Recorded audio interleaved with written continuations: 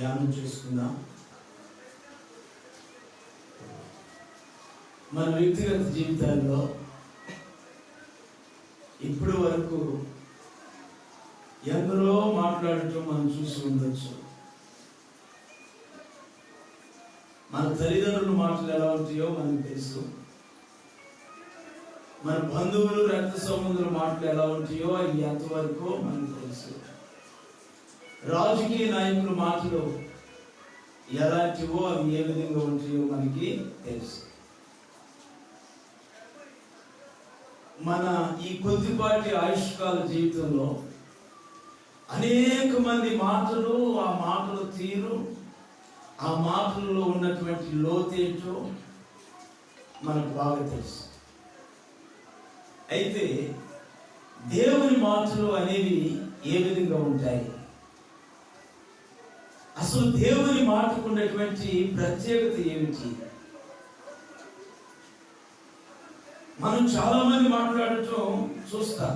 మనం కన్నీళ్ళ మధ్య ఉన్నప్పుడు, కలవరాల్లో ఉన్నప్పుడు, అనారోగ్య పరిస్థితుల్లో ఉన్నప్పుడు అనేక మంది మన దగ్గరకు వచ్చేవాళ్ళు ఉన్నారు, పలుకరించే వాళ్ళు ఉన్నారు, ఆదరించినట్లుగా మాట్లాడేవాళ్ళు ఉన్నారు. అయినా కూడా వాళ్ళు మాట్లాడుతున్నప్పుడు ఏదో ఒక మూల మనకి మనం అనుభవిస్తున్న బాధ అనేది మనల్ని ఇబ్బంది పెట్టక మనం ఎంతమంది ఎన్ని రకాలుగా వచ్చి మనల్ని ఆదరిస్తూ ఉన్నా మనలో ఉన్నటువంటి ఆ వేదన మరోవైపు మనల్ని బాధ పెడుతూనే ఉంటుంది. చూసారా? ఎన్ని రకాలుగా మనల్ని ఆదరించిన మన రక్త సంబంధులు కానివ్వండి, తల్లిదండ్రులు కానివ్వండి, బంధుమిత్రులు కానివ్వండి, ఎంతమంది ఎన్ని విధాలుగా మనకు వచ్చి మాట్లాడుతూ ఉన్నా మన జీవితంలో కన్నీళ్లుగానే ఉన్నాయి. బాధ కలిగిన మనసు బాధ కలుగుతూనే ఉంది. కారణం, ఈ లోకంలో ఏ మనిషి మాటల్లో కూడా ఒక మనిషికి ఆదరణ అనేది లేదు. అయితే దేవుని మాట అనేది అది ఏ విధంగా ఉంటుంది, మనల్ని ఏ విధంగా అది ఆదరిస్తుంది అనే విషయాన్ని మనం ఇప్పుడు వాక్యంలో చూడవచ్చు. మత్తయి సువార్త 4వ అధ్యాయం 4వ వాక్యాన్ని మనం ఒకసారి చూద్దాం. మత్తయి సువార్త 4వ అధ్యాయం. అందుకు ఆయన మనుష్యుడు రొట్టె వలన మాత్రము కాదు గాని దేవుని నోట నుండి వచ్చు ప్రతి మాట వలనను జీవించును. దేవునికి స్తోత్రం, హల్లెలూయా. దేవుని మాట మనిషిని జీవింపు చేస్తుంది. బాగా గమనించండి ఈ మాటని. దేవుని మాట ఒక మనిషిని ఏం చేస్తుందట? జీవించేలా చేస్తుంది. అంటే జీవింప చేస్తుంది, మనల్ని జీవింప చేస్తుంది. నేను చాలా మందిని గమనిస్తూ ఉంటాను, చాలా మందిని పరిచయం పెడతా ఉంటాను. ఈ దొంగతనం ఎందుకు చేస్తున్నావురా నువ్వు అని వాడిని అడిగితే వాడు ఏమంటాడు? నేను పట్టుకోసుకోవాలి కదండి, మీకు చేతి వృత్తి ఎలాగో నాకు దొంగతనం అన్నారు. నా చెయ్యి ఆడందే నా డొక్కకూడదు అంటున్నాడు. ఎవరు చెప్పండి? మీరంతా వాక్యంలో ఉన్నారా, బయట జరుగుతున్న కార్యక్రమాలు ఉన్నారా? బయట ఎవరు చూడబోదు, వాళ్ళు చేసుకునే పని చేసుకుని ఉంటారు. మీరు జాగ్రత్తగా వినండి. ఒక దొంగని మనం నిలబెట్టి అడిగితే వాడు ఏమన్నాడు తెలిసిన? దొంగతనం అనేది నా వృత్తియ్యా, నాకు ఏ పని చేత కాదు, నాకు వచ్చిన పని ఇదే, ఈ పని చేసి నా భార్య నా బిడ్డను నేను పోషించుకుంటున్నాను అంటే నా బ్రతుకు తెరువు దొంగతనం అయ్యా. దొరకనంత వరకు నేను త్వరగానే ఉంటాను, దొరికితే నా జీవితాన్ని ముగించుకుంటాను. చూసారండి? ఒక వ్యభిచారి దగ్గరికి వెళ్ళి మనం అడిగితే పొన్నూరు ఆలూరు రోడ్డు మీకు తెలుసు తెలియదు, రైల్వే స్టేషన్కి ఎదురు అల్లూరు ఆలూరు రోడ్డు అంటారు దాన్ని. ఆ కాలం కట్టబట్టి బాగా ఇల్లు ఉండేది. ఆ ఇళ్ళలో ఒకసారి మేము ప్రార్థన పెట్టేదానికి వెళితే ఒక 25 మంది ఆడపిల్లకాయలు వచ్చి కూర్చున్నారు.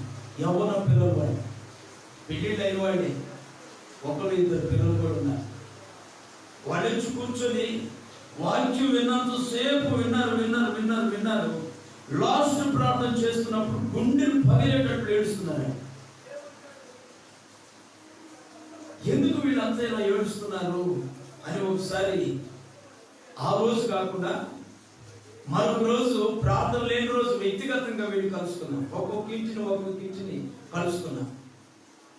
ఇంట్లోకి వెళ్ళి వాళ్ళ పరిస్థితులు అడిగితే వాళ్ళు అంటారు, అన్నయ్య మా జీవనమే వ్యభిచారం అయిపోయింది, మా తల రాశాడు దేవుడు, మా బ్రతికే వ్యభిచారం అయిపోయింది, అది చెయ్యదే మా ఇల్లు మేము బ్రతకలేకపోతున్నాం, మా పిల్లలు బ్రతకలేకపోతున్నారు, ఏం చేస్తాం, ఇది ఏనాడో మా పెద్దలు చేసిన పాపం, అది మాకు చుట్టుకుంది, రేపు మా పిల్లలు బ్రతుకేమవుతుందా అని మా బాధ. మేమేదో అయిపోయామని కాదు, మా చేతిలో ఉన్న పసిపిల్లలు వీళ్ళు కూడా రేపు మాకులా ఒళ్ళు అప్పగించుకునే పిల్లలు అవుతారేమో అని బాధ మాకు. ఈ బ్రతుకులు ఎప్పుడు మారుతాయని మేము బాధపడుతున్నామని వాక్యం నుంచి ఎందుకు మాకు ఏడవాలనిపించింది, ఏడ్చాము ఆ రోజున అని చెప్పారు. గమనించండి, దేవుని వాక్యం అంటుంది, దేవుడు మనిషి వారి చేతి వృత్తులను బట్టి మాత్రమే కాదు బ్రతికేది. మనిషి వాడు ఎంచుకున్న పనులు చేసుకుంటున్నంత మాత్రమే కాదు బ్రతికేది, దేవుని నోటి మాట ద్వారా కూడా బ్రతుకుతారంట. దేవుని స్తోత్రం, హల్లెలూయా. మేము ఆ రోజు ఆ మాట చెప్పాం, మనిషి వ్యభిచారం ద్వారా కాదు బ్రతికేది, దేవుని నోటి నుండి వచ్చే మాట ద్వారా కూడా బ్రతుకుతాడు. అది దేవుని వాక్యం, దేవుని మాట అంటుంది, ఓ మనుషుడా నీ వృత్తి ద్వారా కాదు నువ్వు బ్రతుకుతుంది, నీ వ్యాపారం ద్వారా కాదు నీవు జీవిస్తుంది, నీ జ్ఞానం నీ తెలివి ద్వారా కాదు నీవు జీవనం కొనసాగిస్తుంది, నా నోటి మాట ద్వారా కూడా మీరు బ్రతకగలరు. దేవుని స్తోత్రం, హల్లెలూయా. కొన్ని సంవత్సరాలుగా నా జీవితం, మా జీవితం ఇలాగనే బ్రతుకుతా ఉంది. చూడండి, కొంతకాలం పని చేసుకున్నాను, ఆ పని దేవుడు వద్దన్నాడు, నేను మాననన్నాను, ఆయన మానమన్నాడు. నేను మాని ఎలా బ్రతకాలయ్యా అనే ఉద్దేశం నాకు కలిగి నేను అదే పని కొనసాగుతూనే సేవ చేస్తా ఉన్నాను. ఆయనే నన్ను నేను పని చేసే చోట నుండి బయటికి పంపించాను. దేవుని స్తోత్రం. ఆ రోజు నుండి ఈ రోజుకి ఎన్ని సంవత్సరాలు అయిందో మరి నేను పని చేసి దేవుని నోటి మాటలు బోధిస్తూనే ఉన్నాను. ఆ రోజు నుండి ఈ రోజుకి సరిగ్గా ఇప్పటికి 16 సంవత్సరాల నుండి 16 ఏళ్ల నుండి దేవుని వాక్యాన్ని బోధిస్తున్నాను. నేను బ్రతుకుతూనే ఉన్నాను. మీరు మీ పనులు చేసుకుంటూ మీరు బ్రతుకుతున్నారు, మీరు మీ వ్యాపారాలు చేసుకొని మీరు బ్రతుకుతున్నారు, మీరు మీ ఉద్యోగాలు చేసుకొని మీరు బ్రతుకుతున్నారు. దేవుని నోటి మాటను బోధిస్తూ నేను బ్రతుకుతున్నాను.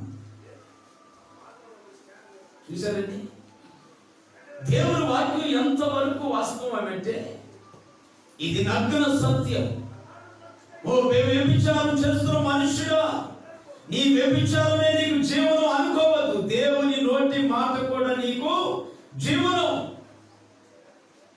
వ్యాపారం చేస్తున్న మనుష్యుడా, నీ వ్యాపారమే నా బ్రతుకు అని నీవు తలంచవద్దు.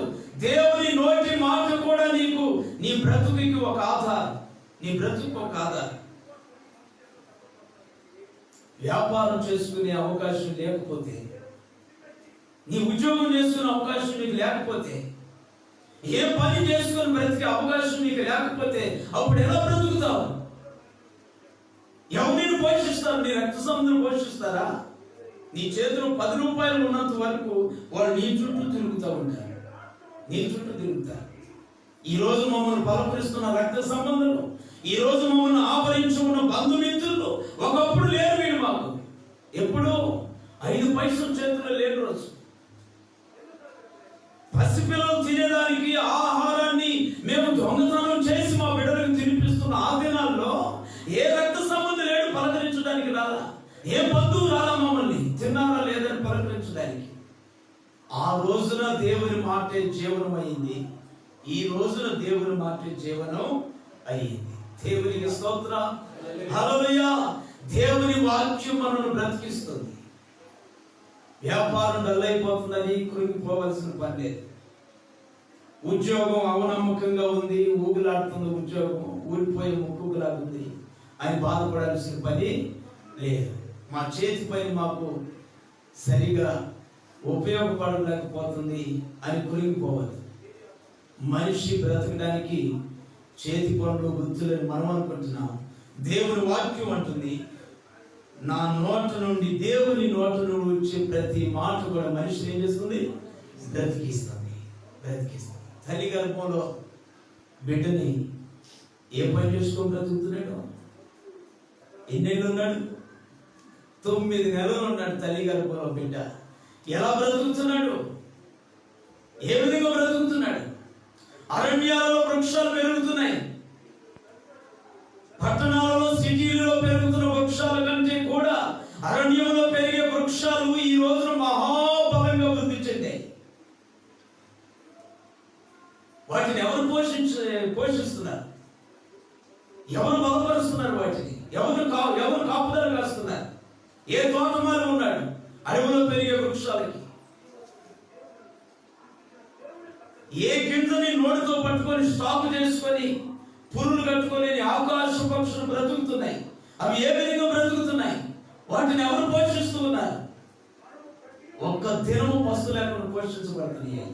దేవుని స్తోత్రం, హల్లెలూయా. మత్తయి సువార్తలో యేసయ్య అంటాడు, ఆకాశముల ఎగురు పక్షులను మీరు చూడండి, వాటిని గురించి మీరు ఆలోచన చేయండి.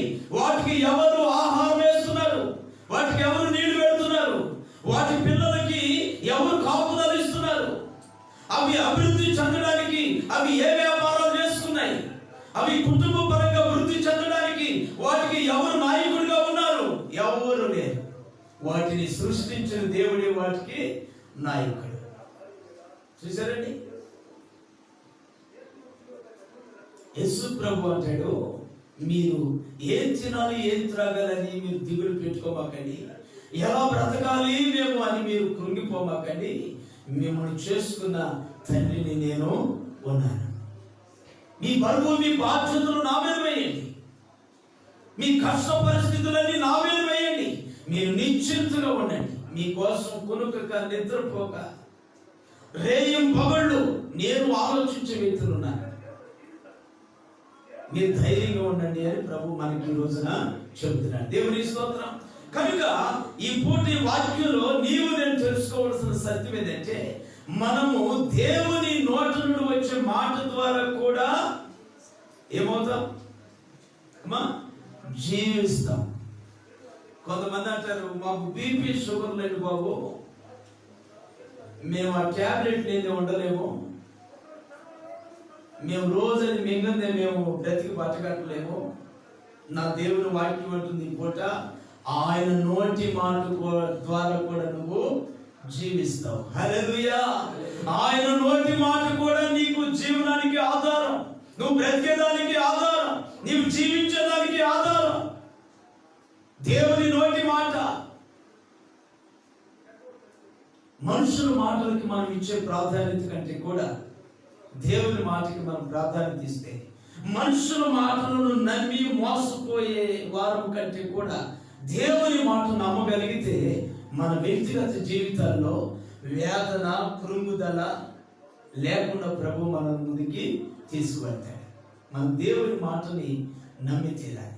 ఈ లాక్డౌన్ దినాల్లో చాలా మంది మాకు రోగం అంటుకుంటుందేమోనని భయపడి కృంగిపోయి దిగులు పెట్టుకున్న వాళ్ళు చాలా మంది ఉన్నారు. చాలా మంది ఉన్నారు, నన్ను రావద్దన్నారు ఒక ప్రాంతానికి. బాపట్ల అంత కరోనా ఉందయ్యా, మా పల్లెలో మా గ్రామంలో కరోనా లేదు, నువ్వు బాపట్ల నుండి తీసుకొచ్చి మాకు తగిలిస్తావా ఏమిటి? మా దేవుడు మరి అంది. సరేనమ్మా, బాపట్ల అంత కరోనా ఉంది, నాకు కూడా కరోనా ఉంది, నేను వస్తే మీకు తగిలిస్తాను, ఇప్పుడు వరకు మీకు లేదు, లేకుండానే ఉండండి అన్నాను అని ప్రార్థన పెట్టడం మానేశాను. వారం తర్వాత నాకు అక్కడి నుంచి కబురు, ఇంటి అరకు ఒకరికి వచ్చింది, ఇంటి పక్క అమ్మటోడికి ఒకరికి వచ్చింది. మరి నేను రాలేదుగా, వాళ్ళ మధ్యకి వెళ్ళలేదు కదా, కరోనా ఎట్లా వెళ్ళింది? ఆ 10 రోజులు కరోనా లేదు అని అనుకున్నారు, మరి ఎలా వెళ్ళింది? బాపట్లంతా కరోనా ఉంది, కరోనా మధ్య నేనున్నానని వాళ్ళు భయపడ్డారే. నేను ఆ కరోనా మధ్య ఉన్నా కూడా నేను నా కుటుంబం సురక్షితంగానే ఉన్నాం. దేవుని స్తోత్రం, హల్లెలూయా. ఎందుకు ఉన్నాం? ఎందుకు భయపడలేదు? ఎందుకు దిగులు పడలేదు? కరోనా వస్తుందని ఎందుకు కృంగి భయపడి గడగడ వనగలేదు? మేము దేనికి వనగలేదు తెలుసునా? దేనికి వనగలేదు? దేవుని నోటి మాట. వాగ్దాన పూర్ణుడా, వర్ణన కందునా స్తోత్రం.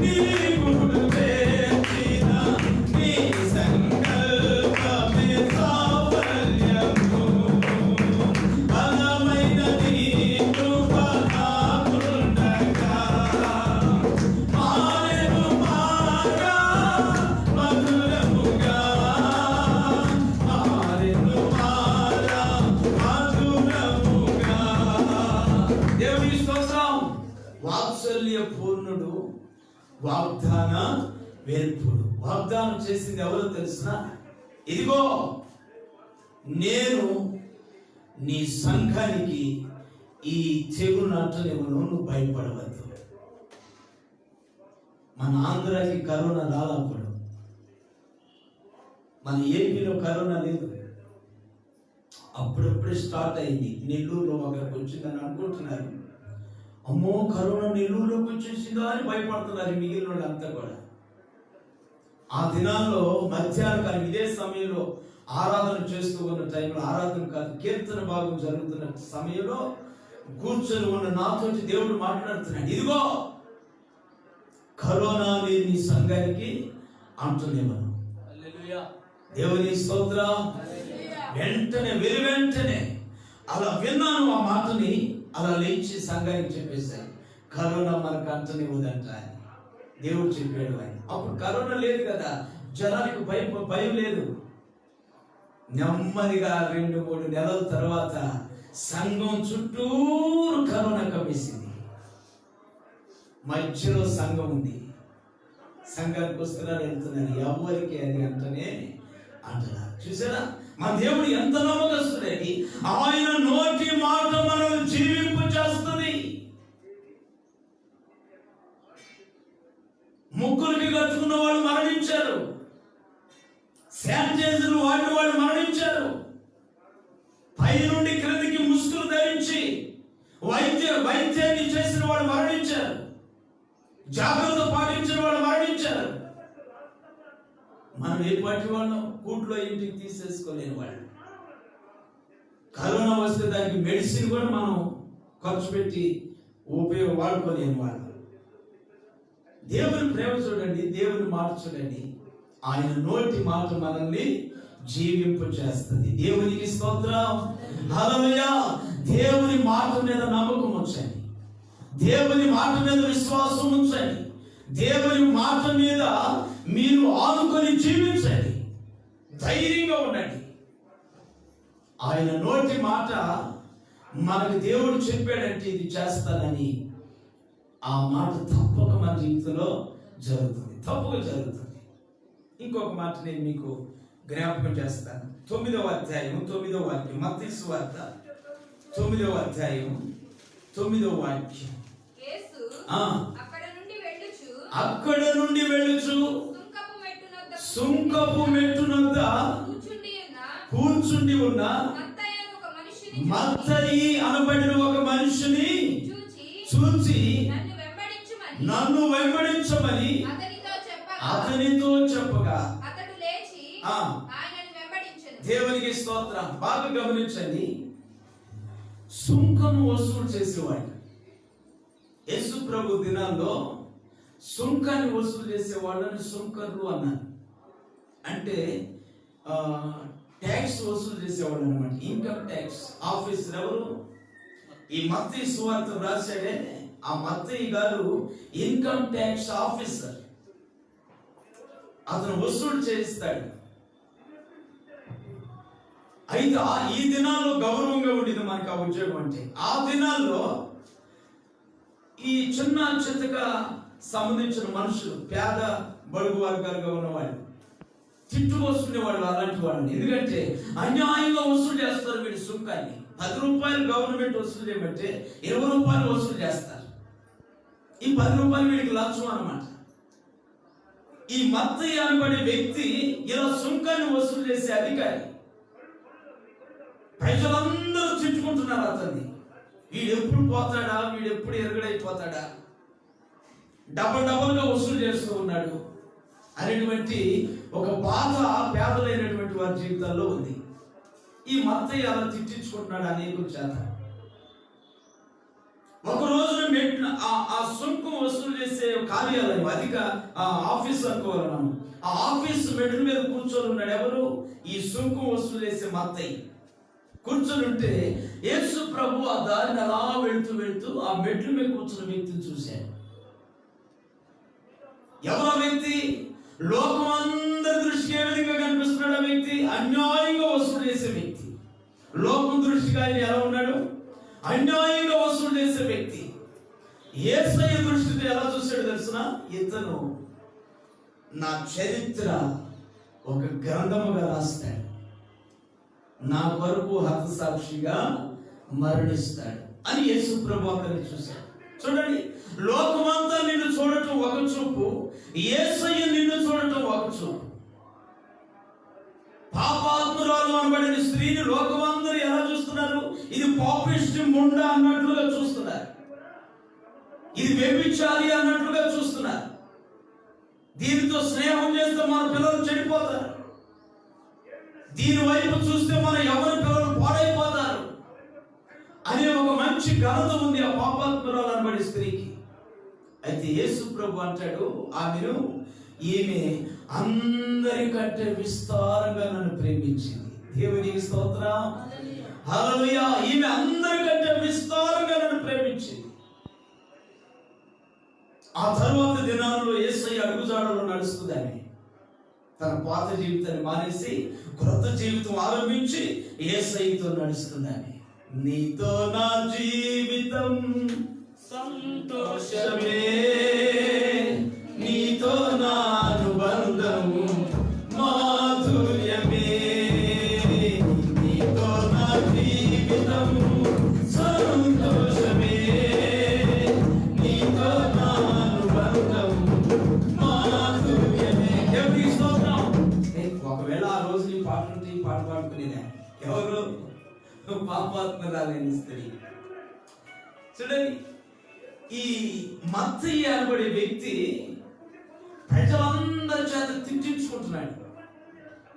ఆయన అలా వస్తుంటే మొక్కం మీద తుప్పుకొని వస్తున్నారు. ఆయన ఏమిటి నన్ను ఊషావని చూస్తే, నిన్ను గారు బాబు, మేము నీకెందుకు వస్తాం బాబు అంటున్నారు ప్రజలు. అలాంటి బ్రతుకులో ఉన్నాడు మత్తయి. అలాంటి బ్రతుకులో ఉన్నాడు. ఒక రోజు నా మెట్లు మీద కూర్చుంటే యేసు ప్రభు దారిని వెళ్తా ఇదిగో ఎవరున్నాడు అక్కడ, నన్ను వెంబడించుమని ముందు మాట యేసు అక్కడి నుండి వెళ్ళుచు సుంకపు మెట్టు వద్ద కూర్చుండి ఉన్న మత్తయి అనే ఒక మనిషిని చూచి నన్ను వెంబడించుమని అతనితో చెప్పాడు. చాలు చూడండి ఏమంటున్నాడు, ఇదిగో నన్ను వెంబడించు.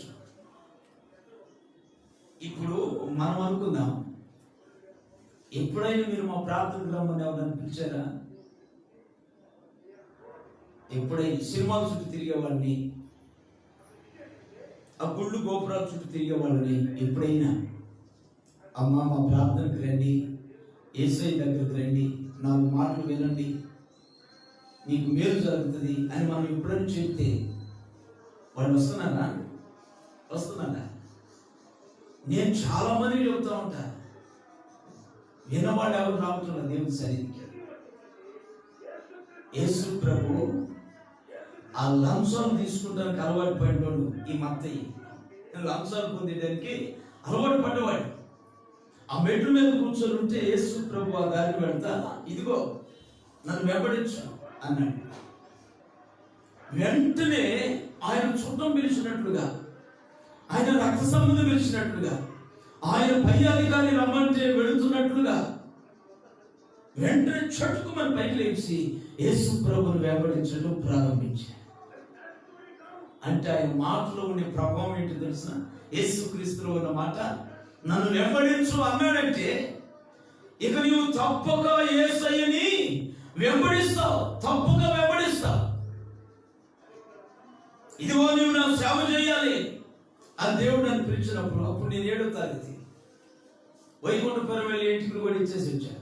పాస్ అయినందుకు 7వ తరగతి పాస్ అయినందుకు వైకుంఠపురం వెళ్ళి ఇంటికి ఇచ్చి బోడుగుండు వేసుకొని కూర్చున్నాయి. ఇంట్లో బోడుగుండు వేసుకొని ఆ దినాల్లో యేసు ప్రభు అంటాడు, నువ్వు నా సేవ చేయాలి అని చెబుతున్నప్పుడు నేను సేవ చేయమంటాడు యేసు ప్రభు అంటే నేను పాస్టర్లు చేయాలనా? పాస్టర్లు అంటే అడుక్కునేవాడు కదా, పాస్టర్లు అంటే కొత్త టైపులో అడుక్కునేవాడు నా ఉద్దేశంలో. అందరేమో అమ్మా అయ్యా బాబు అని అడుగుంటారు రోడ్డు మీద, పాస్టర్లు ఏమో తెల్ల బట్టలు వేసుకొని పెద్ద గరానా అడుక్కుంటారు. ఇది గరానా అడుక్కు తినేవాడు పాస్టర్. ఆ దినాలు నా దృష్టిలో ఉండేది. ఈయనేంటి నన్ను సేవ చేయమని పిలుస్తాడు? చెయ్యి. అలాంటి వ్యర్థమైన పని నేను ఎప్పుడు చేయను అనుకున్నాను. రంగులేయాలి, బొమ్మలేయాలని ఊరేగాను. మొత్తం మీద పులుసు ఒక్కొక్క దాంట్లో ఒక్కొక్క పులుసు పిండుతా వచ్చాడు. నేను దేవునికి స్తోత్రం. ఈ చేతి ఒలుగు పెట్టకపోతే మన చేతికి అందడు అనుకున్నాడు. కరెక్ట్గా నేను బ్రష్ కొట్టుకునే చేతికే ఓనుకు వచ్చేసి ఇక నేను ఏ బొమ్మ వేసినా కూడా వేయించుకునేవాడికి నచ్చటం. ఇదే నాకు పోయింది ముక్కు, ఈ అక్షరం ఇటు పోయింది ఏమిటి అంటున్నారు. పాపం వచ్చేసింది, బాధ కలిగింది. నేను దేవుడి మాట వ్యతిరేకించాను కదా, ఇలా ఒలుగు పెట్టాడు దేవుడు, ఇక మనం లోబడిపోవాలి అనుకున్నాను. లోబడ్డాను. అయితే ఆ రోజుల్లో ఉండేటువంటి విలువ, ఆ రోజుల్లో ఉన్నటువంటి పనికి మాలిన పరిస్థితులు ఈ రోజున నా జీవితంలో లేవు. దేవుని స్తోత్రం. ఎంత ఆర్టిస్ట్గా ఉన్నా నన్ను అదో తేలిక చూశారు ప్రజలు, అదో తేలిక. ఎన్ని రకాలైన పనులు నేను చేయగలుగుతున్నా, పెద్ద విలువే లేదు ఆ దినాల్లో. ఈ రోజు నేను ఏ పని చేయకుండా ఖాళీగా నిద్రలేచి ఇంట్లోనే కూర్చుంటున్నా. దేవుడు ఎక్కడికన్నా నేను రమ్మంటే అక్కడికి వెళ్తున్నాను, వాళ్ళు ప్రార్థన చేసి రమ్మంటే వాళ్ళు ప్రార్థన చేస్తున్నాను, ఇంటికి రమ్మంటే ఇంటికి వస్తున్నాను, అంతే.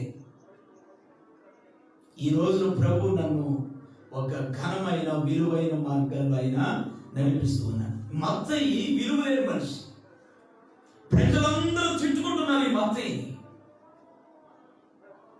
అన్యాయంగా వసూలు చేస్తున్న ఈ వ్యక్తిని ప్రజలందరూ తిట్టుకుంటున్నారు. అయితే యేసయ్య మాత్రం నన్ను వెంబడించాను. అసలు ఆ మాటలో ఉండే మహనీయత ఏమిటో, ఆ మాటలో ఉండే గొప్పతనం ఏంటో వెంటనే ఆ వ్యక్తి వెనుక ముందు ఆలోచించకుండా లేకుండా నా లంచాలు ఏమైపోతాయి, నా ఇల్లు ఏమైపోతుంది, నా విలువ ఏమవుతుంది, నా ఉద్యోగం ఏమవుతుంది అనే ఆలోచన లేకుండా వెంటనే యేసు ప్రభువుని వెంబడించడం ప్రారంభించాడు. దేవుని స్తోత్రం. యేసు ప్రభువుని వెంబడించిన తర్వాత అతని జీవితంలో కలిగిన మార్పు ఏమిటంటే, ఇదిగో ఈ మత్తయి సువార్త. ఈ రోజున నీవు నేను యేసుక్రీస్తు గురించి వింటున్నాం, తెలుసుకుంటున్నాం, చదువుతున్నాం అంటే అది ఆయన ద్వారా కలిగినటువంటి ఒక సదుపాయం. ఆయన ద్వారా కలిగిన సదుపాయం. ఆయనేమో ట్యాక్స్ అధికారిగా ఉన్నాడు మత్తయి. యేసయ్య దగ్గరకు వచ్చిన తర్వాత అతన్ని పరలోక సంబంధమైన ఒక రచయితగా చేశాడు అతన్ని. ఈ మత్తయి ఎవరు? పరలోక సంబంధమైన విషయాలు రాసినటువంటి ఒక రచయిత, ఆత్మ సంబంధమైన విషయాలు రాసినటువంటి రచయిత. మన రచయితలు కూడా ఉంటారు, సినిమా రచయితలు. పనికిమాలిన పాటలన్నీ రాసి, పనికిమాలిన పాటలు ఈ రోజు ఎవరు పిల్లలు చెడగొడుతున్నారు వాళ్ళని. పాటలు రాసే రచయితకి లేదు తలకాయ. తల నడిచిపోయిన వ్యక్తులే పాటలు రాస్తుంది. తల నడిచిన వాళ్ళే, కుటుంబం, భార్య, పిల్లలు ఉన్న వాళ్ళే. వాళ్ళు రాస్తున్న పాటలు ఈ రోజున ఆ పదాలు వింటుంటే ఆడపిల్లలు రోడ్డు మీద తిరగలేదు. ఇక ఆ పాటలే బూతు పాటలాగా ఉన్నాయి. వాడికి ఒక మళ్ళీ పనికిమాలిన మ్యూజిక్ ఒకటి. ఆ పనికిమాలిన మ్యూజిక్, పనికిమాలిన పాటలు విని ఈ పనికిమాలిన ఎవరి పిల్లలు ఒంటి మీద కూడా లేకుండా ఈ లేఖలతో మొదలు పెడుతున్నారు. ఈ లేఖలతో ప్రజలు పాడైపోతా ఉన్నారు ఆ రచయితకి. అయితే మత్తయి సువార్తను రాసినటువంటి రచయిత మత్తయి పరలోక సంబంధమైన దేవుని ప్రజలకి ప్రత్యక్షపరిచే కవిత్వం ఆయన రాశాడు. యేసుక్రీస్తు జీవిత చరిత్ర ఆయన రాశాడు. ఆయన రాసిన వాక్యము, ఆయన రాసిన మాటలు ఈ రోజున క్రొత్త నిబంధనలో మొదటి గ్రంథములాగా దేవుడు లిఖించి పెట్టాడు. దేవుని స్తోత్రం. హల్లెలూయా. ప్రజల చేత తిట్టించుకున్న ఈ మత్తయి, ప్రజల మధ్య విలువ లేకుండా బ్రతికిన ఈ మత్తయి ఈ రోజున ఒక విలువైన వ్యక్తిగా కనిపిస్తున్నాడు. కారణం ఏంటి తెలుసా? యేసుక్రీస్తు నోటి మాటలు విని ఆయన వెంబడించాడు. కాబట్టి ఈ రోజు మీరు ఎన్ని పర్యాయాలు దేవుని మాటలు వింటున్నారు? మీరు రక్షణ పొంది ఎన్ని సంవత్సరాలు అయింది? అప్పటి నుండి ప్రతి ఆదివారం దేవుని మాటలు వింటూనే ఉన్నారు. ఆ మాటల్లో మీకు కలుగుతున్న మార్పు ఏంటో మీరు గుర్తించారా? ఆ మాటల్లో మీకు కలుగుతున్న విలువలేంటో మీరు గుర్తించారా? లేదంటే వినటం మాటకే కానీ అనుసరించడం మాత్రం లేదు అన్నట్లుగా జీవిస్తున్నారు. మత్తయి విన్నాడు దేవుని మాటని, అనుసరించాడు, యేసుక్రీస్తును వెంబడించాడు. వెంబడించినందున ప్రజల్లో ఉన్నటువంటి ఈ తిట్టించుకోగలిగిన ఈ వ్యక్తి ఒక గొప్ప దైవ సేవకునిగా ఈ రోజున కనిపిస్తూ ఉన్నాడు. దేవుని స్తోత్రం. హల్లెలూయా.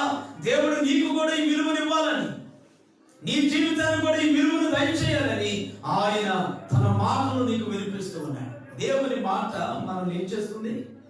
బ్రతికిస్తుంది. దేవుని స్తోత్రం. నీ మాటలు జలబూటలు నాలో నా ప్రవహించే జీవనదులు. నీ మాటలు జలబూటలు నాలో నా ప్రవహించే జీవనదులు. దేవుని స్తోత్రం. ఒక రిక్షా వాడి జీవితంలో ఏం మాట్లాడుతుంటే చెప్పండి అమ్మా? ఒక రిక్షా వాడి జీవితంలో ఏం మాట్లాడుతాయి? రిక్షా వాళ్ళు ముచ్చట ఎప్పుడైనా విన్నారా? రిక్షా వాళ్ళు ముచ్చట. రిక్షా స్టాండ్ దగ్గరికి వెళ్ళండి మీరు ఒకసారి. రిక్షా స్టాండ్ దగ్గరికి వెళ్ళి ఏదో పనులు ఎవరి కోసం ఎదురు చూస్తున్నాం అన్నట్లుగా ఆ రిక్షా దగ్గర నిలబడుకోనండి. అప్పుడు ఆ రిక్షాల మీద ఉన్న రిక్షా వాళ్ళు మాట్లాడుకుంటుంటారు. ఏం మాట్లాడి? ఈరోజు వాడు పెద్ద తగలేదురా, అరే నేనెంత తోలేవు, ఎంతింటికి వెళ్ళింది, ఎంత తాగావు, పలానా మనిషి ఎంత అడిగితే అంతే ఇచ్చిందిరా, అరే మన ఖాతాపాడికి రాలేదా, నీ వాళ్ళు తగలేదా ఆయన. ఈ ముచ్చట్లో రిక్షావాడిని, అలాంటి రిక్షావాడిని దేవుడు పిలుచుకొని ఆ రిక్షా వాళ్ళు ఏమి నింపాడు తెలిసిన? దేవుడు తన పరలోక సంబంధమైన మాటలు నింపాడు. ఆ నింపబడిన మాటలు ఈ రోజున నేను చెబుతూ ఉంటే ఈ మాటలు విని విగ్రహాల నుండి బయటకు వచ్చిన వాళ్ళు ఉన్నారు. ఈ మాటలు విని రోగాల నుండి బయటకు వచ్చిన వాళ్ళు ఉన్నారు. ఈ మాటలు విని దెయ్యాల శక్తుల నుండి బయటకు వచ్చిన వాళ్ళు ఉన్నారు. శృంగారపురంలో ఉన్న సంఘం అంతా అదే. శృంగారపురంలో ఉన్న సంఘం పచ్చి విగ్రహాలకు వాళ్ళు ఒకప్పుడు బయటకు వచ్చారు. ఒకప్పుడు బలమైన వేదనకరమైన జీవితాల్లో ఉన్నారు వాళ్ళు. నేనే కష్టాలు పడుతున్నానంటే నాకంటే బలమైన కష్టాల్లో ఉన్నారు వాళ్ళు. నాలో నింపిన మాటలు నేను వాళ్ళ మధ్యకి చెప్పినప్పుడు ఆ మాటలో ఉండే మహనీయత ఏమిటో కానీ వాళ్ళ నా కష్టాల నుండి బయటికి తీసుకొచ్చేసి దేవుని స్తోత్రం. హల్లెలూయా. చూడండి, దేవుని మాటకున్న విలువ ఇది. దేవుని మాటకున్న విలువ. నాటి నుండి నేటి వరకు దేవుడు నీకు నాకు ఆయన మాటని వినిపిస్తున్నాడంటే కారణం ఏంటో తెలుస్తున్నావా? ఆయన మాటలు నీలో నింపుతున్నాడంటే ఆయన ఉద్దేశం ఏంటో తెలుస్తున్నావా? నీవు నింపబడాలి, మరొకరి దాహాన్ని నువ్వు తీర్చాలి. బాణ దగ్గరికి వెళ్తే బాణ ఏమంటుందో తెలుసునా? నాలో కొంతమంది నీళ్లు తీసుకొచ్చి నింపుతున్నారండి, నేను ఆ నీళ్ళు నాలోనే ఉంచుకుంటానని చెబుతుందా బాణ? అనదు. మరి దేనికి నింపబడ్డావంటే అది అంటుంది నాలో నుండి మరి కొంతమందికి దాహాన్ని తీర్చడాన్ని. చలివేంద్రంలో బాణలు మాట్లాడుతున్నాయి మాటలు. ఏమని? వేసవి కాలం గొంతు ఎండిపోయిన వాళ్ళు వస్తారు, ప్రయాణంలో అలసిపోయిన వాళ్ళు వస్తారు, నాలుగు పీకుపోయిన వాళ్ళు వస్తారు, గుక్క నీళ్లు తాగి ఆ ప్రాణాన్ని నిలుపుకోవాలని వస్తారు. వాళ్ళకి నాలో ఉన్న నీళ్ళని అందించి వాళ్ళ దప్పికి తీర్చి వాళ్ళ ప్రాణం నిలబెడతానంటది ఆ చలివేంద్రంలో ఉండే బాణ. మళ్ళీ ఇంకొక మాట కూడా అంటుంది, అది నేను సొంతగా నింపడం కాదు బాబు, నాలో ఇంకొక ఆయన నింపాడు. ఈ నీళ్లు నాలో ఇంకొక అతను వచ్చి నింపాడు. ఈ రోజు చలివేంద్రంలో ఉండే బాణ నీవు నేనని గుర్తించాలి. దేవుడు మన పనికి మాలిన ఈ బాణ ఒక రిక్షా వాడి బాణలో రిక్షాకు సంబంధించిన మాటలు ఉండాలి, కానీ పరలోక సంబంధమైన మాటలు ఎలా ఉంటాయండి? అది ఆయన నింపితే ఉన్నాయి. ఆ మాటలు విన్నవాడు జీవితాలు బలపరుచుకొని యేసుక్రీస్తులో నిలబడ్డారంటే కారణం ఏమిటి? మత్తయి నన్ను వెంబడించు అని యేసు ప్రభు అన్నప్పుడు తన భార్యను విడిచి, బిడ్డను విడిచి, లంచగొండి అనుభవాలు విడిచి, ధనాన్ని ఉద్యోగాన్ని విడిచిపెట్టి యేసుక్రీస్తును దేనికి వెంబడించాడు? ఆయన మాటలో ఉన్న శక్తి, ఆయన మాటలో ఉన్న బలం, ఆయన మాటలో ఉన్నటువంటి వాత్సల్యం. అది ఆయన మాట విని ఆయన వెంబడించిన మత్తయి ఒక శ్రేష్టమైన వ్యక్తిగా మనం దేవుని వాక్యంలో చూస్తూ ఉన్నాం. ఎంత గొప్ప వ్యక్తి అని. యేసు ప్రభు చరిత్ర ప్రజలందరికీ తెలిసే విధంగా ఆయన ఉపయోగపడ్డాడు. చూసారా? నీ జీవితాన్ని నా జీవితాన్ని కూడా యేసు ప్రభు అలాగే అనేకులకు విలువగా మార్చాలనుకుంటున్నాడు. అనేక మందికి ఉపయోగపడే ఒక పాత్రగా నిన్ను నన్ను వాడుకోవాలని ఇష్టపడుతున్నాడు ఆయన. అందుకే ఆయన మాటలతో ఈ రోజు మీ హృదయాలు నింపుతున్నాడు. అందుకనే ఆయన మాటలతో మీ బ్రతుకులు నింపుతున్నాడు. ఈ మాటలు మీలో నుండి మరొక వ్యక్తి జీవితంలోనికి వెళ్ళాలి, మనలో నుండి మరొక వ్యక్తి జీవితంలోనికి వెళ్ళాలి. నేను కనుక ఆ రోజున మాటలు ఎవరికి చెప్పకుండా నాలోనే ఉంచుకున్నట్లయితే ఈ రోజున కొంతమంది అయిన ప్రభువులోకి వచ్చి ఉండేవాళ్ళ. కొంతమంది ఆయన మాలు వేసుకున్న ఆయన సుబ్రహ్మణ్యం గారు అంటే ఎవరు? ఒకప్పుడు సుబ్రహ్మణ్యం గారు ఇదే ఈ సీజన్ అనుకుంటా, ఈ మంచు సీజన్ లో నల్లటి బట్టలు, మెడంత దండలు, మాల వేసుకుని కూర్చునేవాడు. నేను ఆయనకి ఎలా వాక్యం అందించాలా అనే తపన నాలో ఉండేది. నేను ఊరికి వెళ్ళి ఆయన ముందుకెళ్ళి యేసు ప్రభు గురించి చెప్తే ఆయన ఎందుకంటాడు? ఆయన వినడు. ఎక్కడి నుండి ఒక చొక్కాయి పట్టుకెళ్ళేవాడు. ఈ మధ్యలో ఎక్కడ ఇస్త్రీ చేసేవాడు లేరా? ఏమ్మా, ఆ దినాల్లో నా పరిస్థితి ఎలా ఉందో తెలుసునా? ఆయనకి నేను వాక్యం చెప్పిన దినాల్లో నా పరిస్థితి ఇస్త్రీ బట్టలు కూడా నేను నోచుకునే స్థితి కాదని. తినడానికి తిండి లేకనే మా పిల్లలు స్కూల్ నుంచి వచ్చిన తర్వాత మరి వాళ్ళు ఆకలి అంటుంటే వాళ్ళని రిక్షా బండి మీద ఎక్కించుకొని ఆమె హాస్టల్లో పనిచేస్తూ ఉంటుంది. 3 బయటికి రాదు. పిల్లలు 1:30 కల్లా వచ్చేస్తారు ఇంటికి.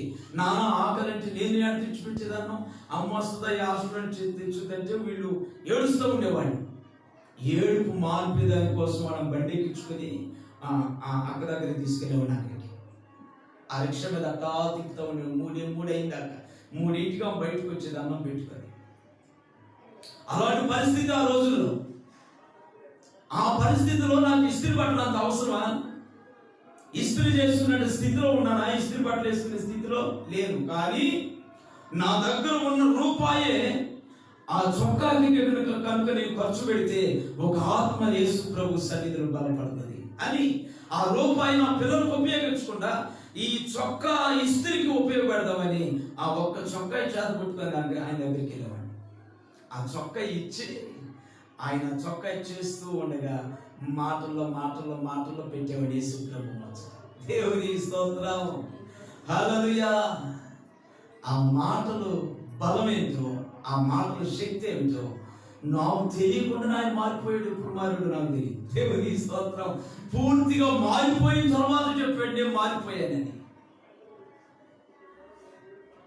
వాళ్ళ ఇల్లంతా విగ్రహాలు తీసేసిన తర్వాత తెలిసింది నాకు ఆయన మారిపోయాడని. ఒక చొక్కా ఇస్త్రీ మాట ఆయన జీవితంలో ఒక పరిపక్వత తీసుకొచ్చి యేసు ప్రభు వైపు చూసేటట్లు చేసి చూశారండి. దేవుని మాట ఎప్పుడు వ్యర్థమయ్యేది కాదు, పొరపాటునయ్యేది కాదు.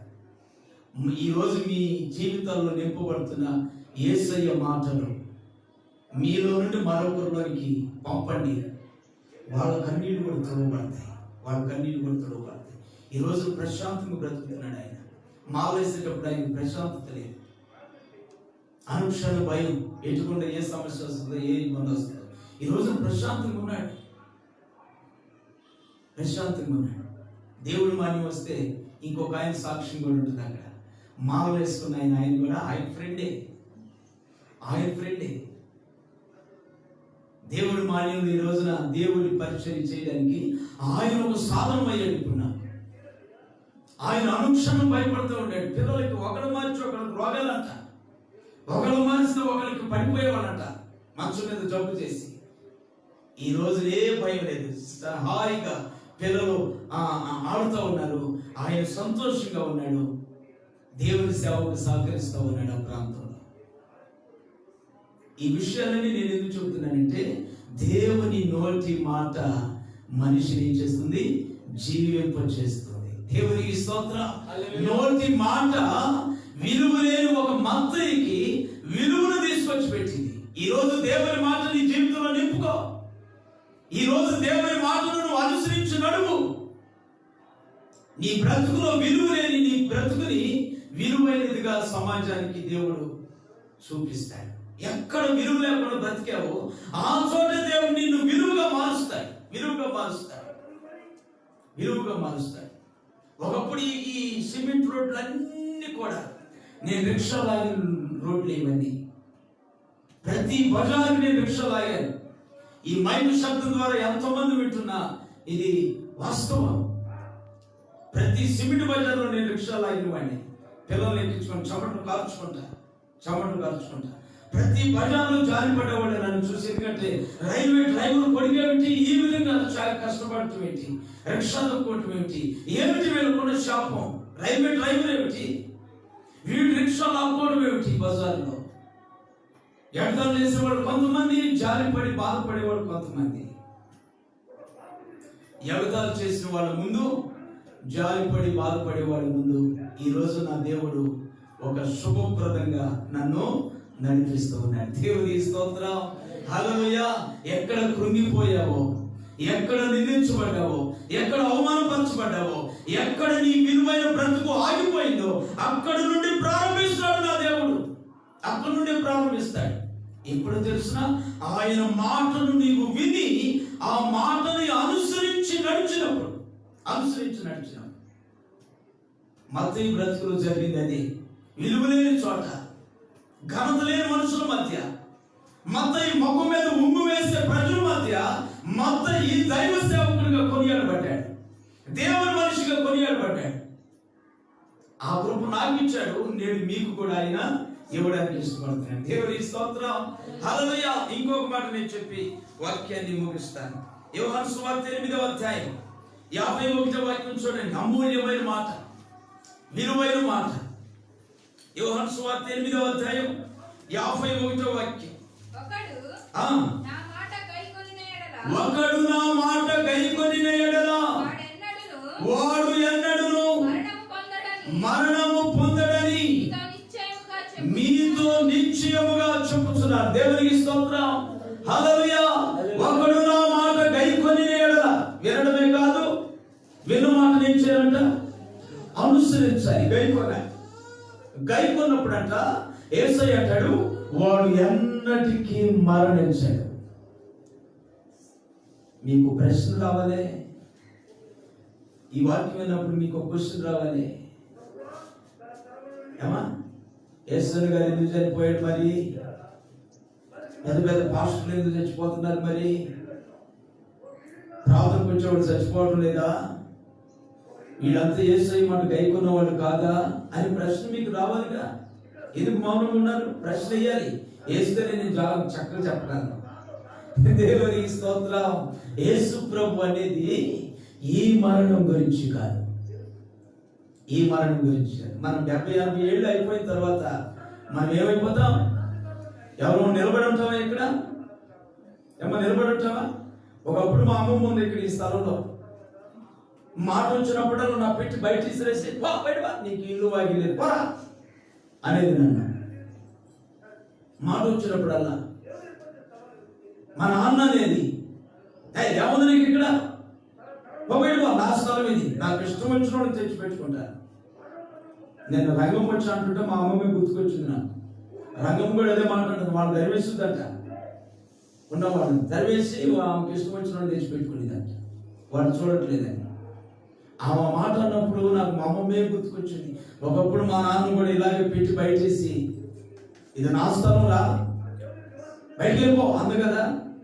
ఆ తర్వాత నన్ను కూడా అందు కదా అన్న మనిషి ఈ రోజునుందా? ఇక్కడ ఈ రోజునుందా?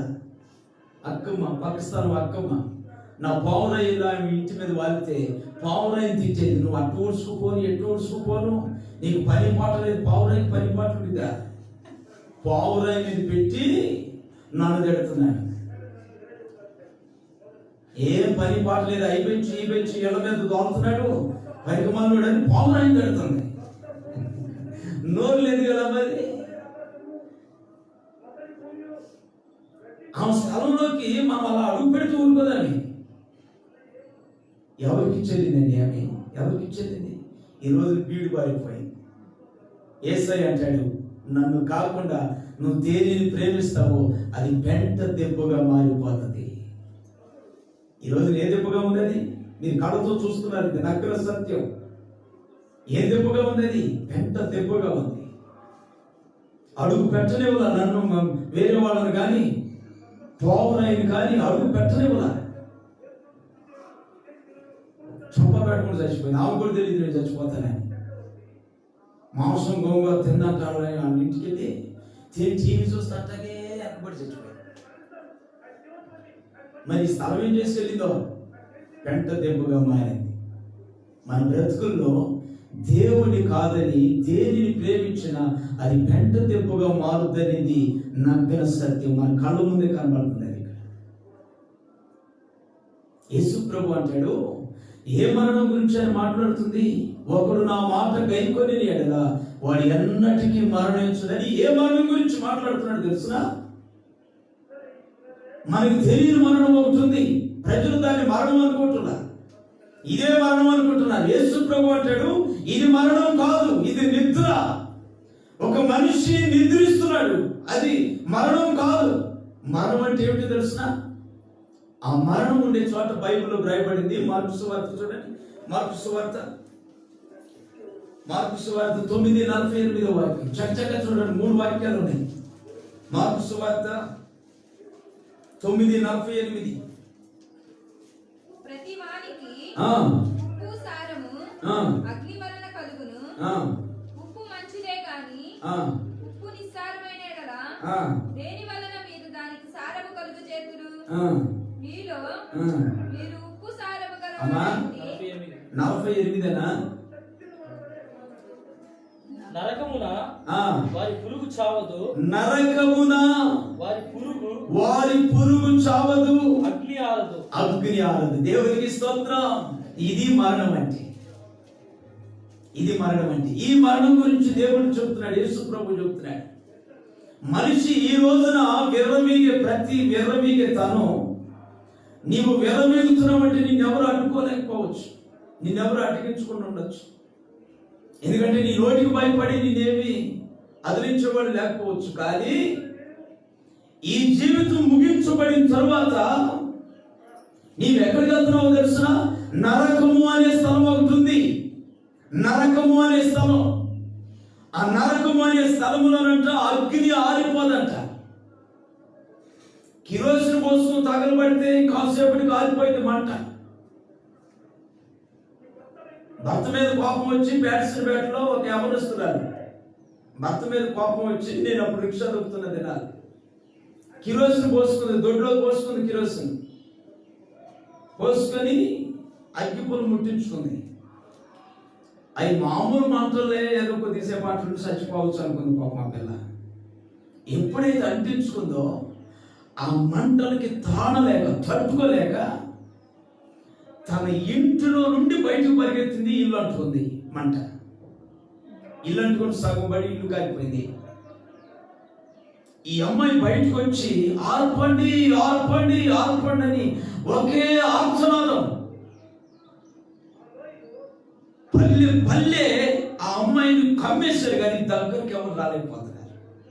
కారణం ఏంటి తెలుసు? దగ్గరకు వస్తే వాళ్ళు కూడా కాలిపోతారు. ఆ అమ్మాయి కండరాలు 85% కాలిపోయింది. కండరాలు. ఆ అమ్మాయి పరిగెడుతుంటే కండలు కాలి మైనం పడినట్టుగా కింద పడతా ఉన్నాయి. ఆమె ఎగురుతూ ఉంటే మంటల్లో ఎవరు ఆర్పినోళ్ళు లేరు. అలాగనే కాలిపోయి ప్రాణం విడిచేసింది. ఎంతమంది ఉన్నారో తెలుసు ఆ మంటలు. భయంకరమైనటువంటి మంటలు. మొత్తం మీద చివరి సమయంలో వాళ్ళు పడి ఆర్పేశారు. ప్రయోజనం ఏముంది? ఈ అవయవాలన్నీ కలుసుకుపోయింది. మూత ఎక్కడుందో, గెడ్డం ఎక్కడుందో తెలియదు ఆ అమ్మాయికి. ఈ మూత ఎక్కడుందో, ఈ గెడ్డం ఎక్కడుందో తెలియదు. ఈ మెడ, ఈ బాడీ బాగు మొత్తం కలుసుకుపోయింది, ఏకమైపోయింది. ఏడు ఆకారం లేని ఒక మాంసపు ముద్దలాగా నల్లగా మాడిపోయిన మాంసం ముద్ద అయిపోయింది. చూసేది భయంకరంగా. హాస్పిటల్ గారు తీసుకెళ్ళి చనిపోయింది. ఇక్కడ ఈ లోకంలో ఉండే మంటలు ఆరిదానికి ఆర్పేదానికి అవకాశం ఉంది, కానీ నరకంలో ఉండే మంటల్ని ఆర్పేదానికి ఎవరికి వీలేదు. అవి ఆరని మంటలు. అవి ఏ మంటలు? ఆరని మంటలు. ఎప్పటిదాకా? ఒక నెల, 2 సంవత్సరాల, 10 సంవత్సరాల, 100 సంవత్సరాల, యుగ యుగాలు అలాగనే మండుతాయి ఆ మంటలు. యుగ యుగాలు మండుతాయి. ఒక అర్ధగంట ఒక మనిషి మంటలో కిరోసిన్ పోసుకొని తగలబడే మంటలో తట్టుకోలేకపోతున్నాడు. ఒక అర్ధగంట తట్టుకోలేకపోతున్నాడు మనిషి. ఆ మంటలు, నేను మీకు సూత్రం, మంటల్లో కాలిపోయే వ్యక్తిని కానీ, నేలలో మునిగిపోతున్న వ్యక్తిని కానీ కాపాడేదానికి ఎప్పుడు ధైర్యం చేయమాకండి. నేలలో మునిగే వ్యక్తిని కాపాడటానికి ధైర్యం చేశారో వాడు మిమ్మల్ని తొక్కి వాడు పైకి రావాలని చూస్తాడు. అంటే ఆ సందర్భం అలాంటిది. ఆ నేలలో మునిగేటప్పుడు ఆ ప్రాణం పడే బాధ అంత బలంగా ఉంటుంది. అందుచేత వాడు తనను ఆలోచించడు. ఒకవేళ తండ్రి మునుగుతుంటే బిడ్డ సహాయం చేయడానికి వెళ్ళినా, అయ్యో నా బిడ్డను నేను ఎలా తొక్కేసేది అని అనుకోడు తండ్రి. బిడ్డను అలాగే తొక్కి బయటికి రావాలని చూస్తాడు. అంటే ఆ పరిస్థితి, సందర్భం అలాంటిది. అందుకని నేలలో మునిగిపోతున్న మనిషి ఎప్పుడు సహాయం చేయడానికి ధైర్యం చేయమాకండి. ఎంతో ఈతగలిగిన స్థితి ఉంటేనే మనం ఆ పని చేయాలి. అలాగే మంటలో కాలే మనిషిని కాపాడేదానికి ప్రయత్నం చేశారో వాళ్ళు ఆ కాలిపోతున్న మంటల ఆతురతలో ఏమి తెలియక విడిగా ఉండే మనల్ని గట్టిగా పట్టేసుకుంటారు. ఇక ఆ మంటలో నువ్వు కూడా అలాగే చనిపోవడమే. ప్రమాదకరమైన మంటలు కానీ నీటి ప్రమాదం కానీ. నరకము అనే దానిలో ఈ మంటలే ఉంటాయి అంట. అవి ఆరని మంటలు, సంవత్సరాలు యుగాలు గడిచిన ఆ మంటలు ఆరిపోయేది లేదు, ఆరిపోయే వాళ్ళు ఎవరు లేరు. అది దేవుడు సృష్టించిన మంట, సాతానుడు గారికి ఏర్పాటు చేసిన మంట. అది ఎన్నటికీ ఆరదు. ఆ మంటల్లో దేవుని కాదని ధనం వైపు, లోకం వైపు పరిగెత్తిన ప్రతి మనిషి భూమి మీద బ్రతికి ఉండగలే నీ చెవిలో యేసు క్రీస్తుని గురించిన మాట దేవుడు తప్పక వేస్తాడు. మా పాస్టర్ గారి సినిమా హాల్లో టికెట్లు తీసుకుంటా ఉందంట. అక్కినే నాగేశ్వర సినిమా చూడాలని మా పాస్టర్ గారిని వెంట పెట్టుకుని, అప్పుడు వాళ్ళు పాస్టర్లు గారు సినిమా హాల్లో లైన్లో నిలబడి టికెట్ల కోసం చూస్తా ఉంటే అప్పుడు ఒక పాట వినబడుతుందండి ఎక్కడి నుంచో మైకులో నుంచి. ఏం పాట అది? ఓ మానవుండా నీ గతి ఏమౌనో తెలియునా, ఏమేమి నీకు స్తోత్రం. చాలే పాట రాదు నాకు. ఓ మానవుండా నీ గతి ఏమోనో తెలుసునా నీకు అనే పాట వస్తుంటే ఈమె బుకింగ్లో టికెట్ల కోసం నిలబడి అలాగే ఏడ్చేసిందంట. నిజంగా ఏడ్చి ఆ డబ్బులన్నీ వెనక్కి తీసుకొని పాస్టర్ గారి చేపట్టుకు మళ్ళీ వెనక్కి లాగిందంట. ఏదో వెనక్కి వెళ్ళిపోతున్నట్టే కొద్దయ్యా, మనకి జీవితం ఇక వద్దు, మనం తప్పించుకోలేమంటాయి ఎక్కడికి వెళ్ళినా. ఆ పాట నాతో మాట్లాడింది ఈరోజు అని ఆమె వెనక్కి వచ్చి దేవుని మందిరంలోకి వెళ్ళి వాళ్ళు ఒక సేవకులుగా మారారు. వాళ్ళు ఈ సేవకుని నిలబెట్టారు. దేవుని స్తోత్రం. చూసారా, ఒక పాట పట్టుకున్న మనిషిని. అలాగనే దేవుడు ప్రతి మనిషి చెవిలో ఆయనకు సంబంధించిన మాట వేస్తాడు. ఆయన నిజ దేవుడు అనే సంగతిని ఈ చెవులకి వినబడేటట్లు చేస్తాడు. బైబిల్లో ఉంది, ప్రపంచ దేశంలో ప్రతి మనిషి యేసును గురించిన వార్త వినే వరకు నేను రాను అంటున్నాడు యేసు ప్రభు. ఆయన చెప్పకుండా వచ్చే దొంగ కాదు, చెప్పి వచ్చే ద్వారా ఆయన రాబోతున్న సంగతి చెబుతున్నాడు. నేనే నిజమైన దేవుణ్ణి అని అనేక మందికి తెలియపరిచాడు. వాడు చెబుతున్న సాక్ష్యాలు మన చెవుల్లో పడేటట్లు చేస్తున్నాడు. నీవు ఆరాధించే విగ్రహం వ్యర్థమైనది అని నీ అంతరంగానికి దేవుడు స్పష్టంగా తెలియపరుస్తున్నాడు. కొంతమంది బయటికి రాలేకపోతున్నారు. ఎందుకంటే మా కులం ఇది కదా, మా కులస్తులు దేవుని మందిరంలో కూర్చుంటే మరి మా వాళ్ళు ఏమన్నా అనుకుంటారేమో, మా మతం ఇది కదా, మా మతానికి కొన్ని సంప్రదాయాలు ఉన్నాయి కదా, మరి మేము వెళ్ళి చర్చలో కూర్చుంటే వాళ్ళు ఏమన్నా అంటారేమో అనే సందేహంతో రాలేకపోతున్నారు కొంతమంది ప్రజలు. కానీ వాళ్ళ గుండెల్లో మాత్రం యేసు క్రీస్తు నిజమైన దేవుడని వాళ్ళు తెలుసుకున్నారు. నిజమైన దేవుడని తెలుసుకున్నారు. ఎవరు తెగించి ఆయన మందిరంలోకి వచ్చి కూర్చుంటారో వాడు ధన్యులైపోట. దేవుని స్తోత్రం. వాడు క్రీస్తు రక్తంలో కడుగుపడతారు. ఇక వాళ్ళు తరతరాల కాలం నుండి వాళ్ళు వెంబడిస్తున్న శాపం ఇక మీదట వాళ్ళ జీవితం నుంచి బయటికి వెళ్ళిపోతుంది. ఇక వాళ్ళు నూతన సృష్టిగా మారుతారు. వాళ్ళు ఎందుకని వాళ్ళు తెగించి మందిరంలోకి వచ్చి కూర్చున్నారు కదా, అందుకు తెగించి వచ్చి కూర్చున్నారు కదా. దేవుడు ప్రతి ఒక్కరికి వినిపిస్తున్నట్టు ఈ వార్త కడవరి దినాల్లో ఆయన నిజమైన దేవుడు అనే సంగతి విని ఆయన మందిరానికి వస్తే వచ్చినట్లు. లేదు మేము ఇంకా ధనం సంపాదించుకోవాలి, మాకు ఇంకా వయసు ప్రాయం ఉంది అని 4 రకాలైన సాకులు చెప్తారు కదా ప్రజలు. ఈ సాకుల మీద అలాగనే ఉంటే యేసుక్రీస్తు రాకడ ఒకవేళ వచ్చింది అనుకోండి, ఇక అక్కడి నుంచి వాళ్ళకి దేవుని వాక్యం లేదు. వాళ్ళకి తీర్పు నరకంలో పడిపోతారు. ఈ నరకంలో అరగంట కాలితే కాదు, యుగ యుగాలు ఆ నరకంలో కాలాల్సిందే. ఆ రోజున మంటలు ఆరిపోయేవాళ్ళు లేరు. అయ్యో అన్న కూడా నీ బాధని గుర్తుపట్టేవాళ్ళు, ఆలకించేవాళ్ళు ఎవరు లేరు. అక్కడ ఏముంటాయి అంట, యేసు ప్రభు స్వయంగా చెబుతున్నాడు మత్తయి సువార్త 22:13 అక్కడ ఏడుపు పండ్లు కొరుకుట ఉంటాయి. ఎక్కడ? మత్తయి సువార్త 22:13.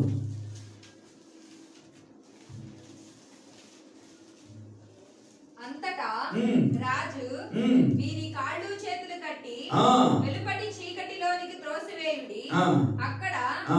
ఏడ్పును ఆ. పండ్లు కొరుకుటయు. అక్కడ ఏమున్నాయంట? ఏడుపు పండ్లు కొరుకుతాయి. ఏడవటం నా కంటికి అలవాట్లే అనుకోవద్దు ఆడపిల్లలు. మేము మా నాన్న చీర కొని పెట్టమంటే కొని పెట్టలేదని ఏడ్చావు కదా, అదే ఏడుపు అక్కడ కూడా అనుకునేది. మా ఆయన నన్ను కొడితే ఏడుస్తాను కదా, ఆ ఏడుపేలేమో అక్కడ కూడా ఉండేది అలా అనుకునేరు. అలాంటి ఏడుపులు కాదమ్మా. మీ ఆయన కొట్టినప్పుడు పక్కింటాము వచ్చి నీ కన్నీళ్ళు తొడుస్తుంది.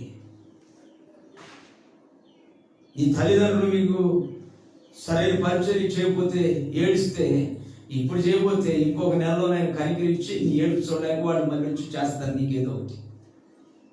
ఆ రోజు అక్కడ ఆ ఏడుపుకి ఎవరు వచ్చి కన్నీళ్ళు తుడిచేవాళ్ళు లేదు. కనీసం నీ తల్లి కూడా రాదు, నీ తల్లి కూడా రాదు. ఒక మంచి దైవ సేవకుడు, ఆయన వాళ్ళ అమ్మగారు బ్రతుకున్నప్పుడు, అతను యవనస్తుడిగా ఉన్నప్పుడు అతనితో చెప్పేదంట, అయ్యా నేను బ్రతుకుండగానే ప్రభువుని నమ్ముకోరా. అప్పుడు ఇక్కడ ఎలా తల్లి బిడ్డలుగా ఉన్నామో యేసయ్య దగ్గర కూడా అలాగే కలిసి ఉంటామరా మనం సంతోషంగా అని చెప్పారంట. తల్లి బ్రతికినంత కాలం బిడ్డ మాట విన్నా, ప్రార్థనకు రమ్మంటే రాలా, దేవుని వాక్యం వినమంటే వెళ్ళా. ఎచ్చలు విడిగా త్రాగుతూ ఆ అమ్మాయి రమ్మంటే ఈ అమ్మాయి రమ్మంటే తిరుగుతూ జీవితాన్ని గడిపాడు. తల్లి చనిపోయింది. చనిపోయిన తర్వాత ఒంటరితనం వచ్చింది ఈ వ్యక్తి జీవితానికి. ఒంటరితనం ఇతను ఆలోచించేటట్లు చేసింది. ఈ ఆలోచనలో ఎక్కడో తల్లి చెప్పిన మాటలు జ్ఞాపకం వచ్చినాయి. అప్పుడు గుండె పగిలి మనసు మారి దేవుని మందిరానికి వెళుతూ ప్రారంభించాడు. వెళుతూ ప్రారంభించిన తర్వాత దేవుడు అతనికి తన స్థితిని గుర్తు చేశాడంట. దేవుడు ఒకరోజు మాట్లాడుతున్నాడంట, ఎవరి నీ తల్లి బ్రతికి ఉండగా నీకు చెప్పింది చాలాసార్లు నువ్వు మాట వెళ్ళలేదు, నీ తల్లి ఎక్కడుందో చూసావా అని చూపెట్టాడంట దర్శనంలో. వాళ్ళమ్మ చక్కటి పూల తోటలు, ఒక చక్కటి మనసుకు నెమ్మది కలిగించే వాతావరణాల మధ్య ఉందంట. అని సంతోషంగా నువ్వు ఎక్కడున్నావో నువ్వు చూసావా అని ఆయన ఉన్న స్థానాన్ని దేవుడు చూపెట్టాడంట. ఆయన ఉన్న స్థానం గాఢాంధకారమైన చీకటి, పామొచ్చు కలుసును, తేలొచ్చు కలుసును, భయానకం, గుండెల్లో రైళ్లు పరిగెడుతున్నాయంట ఆయన ఉన్న స్థలం. అయ్యా నేను ఈ స్థలంలో ఉండలేనయ్యా అన్నాడంట. ఈ స్థలంలో ఉండకూడదనే కదా మీ అమ్మ చెప్పింది, నువ్వు విన్నావా? ఇకనైనా వింటావా? వింటానయ్యా యేసయ్యా అని కేకలు పెట్టాడంట. యేసయ్య అని కేకలు పెట్టగానే ఇతను మంచం మీద ఉన్నాడంట. అప్పటి నుండి బైబిల్ పట్టుకొని ప్రార్థనకి వెళ్తూ ప్రారంభించాడంట. చూసారా దేవుడు మనల్ని ఎందుకు ఆయన మాటలు మనకు వినిపిస్తున్నాడంటే, రాబోతున్న నరకం నుండి మనల్ని తప్పించాలని, ఆ భయానకమైన స్థితి నుండి విడిపించాలని, ఆ భయంకరమైన అంగలార్పు, పండ్లు కొరుకుట, ఎరగొట్టం, పండ్లు కొరుకుట, పట పట పట పట పండ్లు కొరుకుతారంట. ఎందుకు? ఆ బాధను సహించలేక. ఆదరించేవాడు లేరు, ఓదార్చేవాడు లేరు, అయ్యో పాపం అనేవాడు లేరు. ఎటువైపు చూసినా నీ వలే పండు కొరికేవాడే, వెనక చూసినా నీ వలే బాధపడేవాడు, ముందు చూసినా నీ వలే బాధపడేవాడు, నీ చుట్టుప్రక్కల ప్రాంతం అంతా కూడా నీ వలే అలమటిస్తున్న వాళ్ళే. ఎవరికి సహాయం లేదు, అక్కడ ఎవరికి సహాయం లేదు. ఆ బాధ వర్ణించేదానికి కూడా మనం వర్ణించలేము. అంతటి ప్రమాదకరమైన స్థితి నుండి దేవుడు తన మాటతో నిన్ను విడిపించేదానికి ఈరోజు తన మందిరంలోనికి నిన్ను పిలుచుకున్నాడు. దేవునికి స్తోత్రం, హల్లెలూయా. మందిరానికి రమ్మంటే బాధపడిపోతారు, ప్రార్థనకు రమ్మంటే బాధపడిపోతారు, వాక్యం కొద్దిగా ఒక 5 నిమిషాలు అదనంగా వినమంటే బాధపడిపోతారు. ఆ రోజు ఆ బాధను తప్పించడానికి ఈ రోజు మిమ్మల్ని ఇలా బ్రతులాడేది, ఇలా బ్రతులాడేది. అక్కడ ఏడుపు పండ్లు కొరగటమంట. ఆ మంట అగ్ని ఆరుదు, పురుగు చావదని. పురుగు అంటే మన ప్రాణం పోదు, ఆ మంట ఆరిపోదు. అది ఆ మరణం గురించి యేసు ప్రభు ఇప్పుడు చెబుతుంది. ఎవడు నా మాట గైకొనునో, యోహాను సువార్త 8. చూడండి మళ్ళీ యోహాను సువార్త 8:51. ఒకడు నా మాట గైకొని ఎడల వాడెన్నడును మరణము పొందడు. ఏ మరణం అది? నరకములో అగ్ని ఆరనేటువంటి ఆ మరణాన్ని పొందడు. ఈ మరణం కాదు. ఈ మరణం మట్టి శరీరంతో ఉన్న మనము మరొక శరీరం ధరించి ప్రభు దగ్గరికి వెళ్ళేదానికే ఈ మరణం. ఇది మరణం వల్ల బైబిల్, ఇది నిద్ర. లాజరు నిద్రిస్తున్నాడు అన్నాడు యేసు ప్రభు. దేవుని స్తోత్రం. అందరేమో చచ్చిపోయాడు, కప్పుకొట్టిపోతున్నాడు అని సమాధిలో పెడితే లాజర్ని యేసు ప్రభు 4 రోజుల తర్వాత సమాధి దగ్గరికి వెళ్ళి ఆయన అంటాడు, లాజరు మీ దృష్టికి మరణించాడా?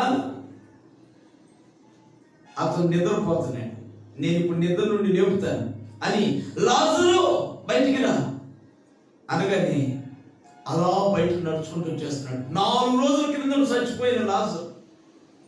యేసుక్రీస్తు ఈ రోజు మనం మరణం అనుకుంటున్నాం, కానీ ఆయన నిద్ర అంటున్నాడు. మరి ఆయన చెబుతున్న మరణం ఏంటి? ఆ మరణం ఏమిటి తెలుసిన? యుగ యుగాలు తరతరాలు నరకములో మనిషి అలమటించే ఆ బాధని మరణం అంటుంది బైబిల్.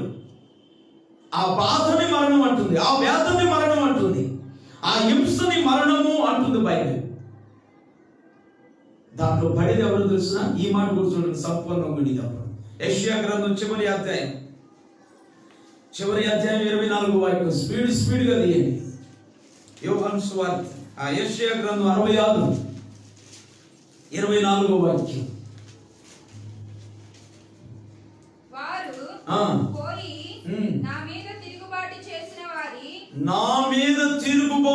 చేసిన వారి కళేబరములను తేరి చూచెదరు.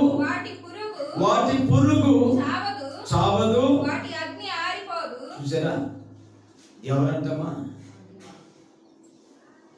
ఎవరు పురుగు చావదు, ఆరదు? ఆయన మీద తిరుగుబాటు చేసిన వారి పురుగు. పురుగు అనగా బైబిల్ ఉద్దేశం మన ప్రాణం అని అర్థం. మన ప్రాణాన్ని పురుగు అని బైబిల్ అంటాం. మన విలువ చూడండి బైబిల్ ఎలా ఉందా. ఒక్కొక్కడు సెంట్లు కొట్టుకొని నిగుడుకునే వస్త్రాలు వేసుకొని ఎట్లా నడుస్తాడు రోడ్డు మీద. ఏమిట్రా నీ అదిరిపాటు, ఏమిట్రా నీ గర్వం? పురుగా, నువ్వు పురుగురా.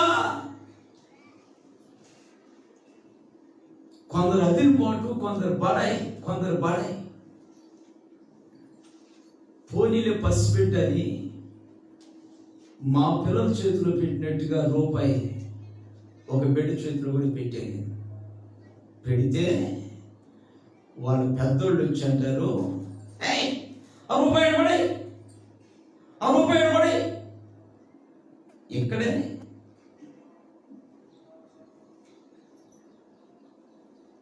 అని 10 రూపాయలు తీసి బిడ్డ చేతిలో పెట్టింది. రూపాయి 10 రూపాయలకి నాకు పెద్ద వ్యత్యాసమే లేదు. ఇది రూపాయి, అది రూపాయి కాదు. దాంట్లో 10 రూపాయలు ఉన్నాయి, నేను ఇచ్చిన దాంట్లో 1 రూపాయి ఉంది. కానీ అది డబ్బు, ఇది డబ్బేగా. తేడా ఏమనుందా?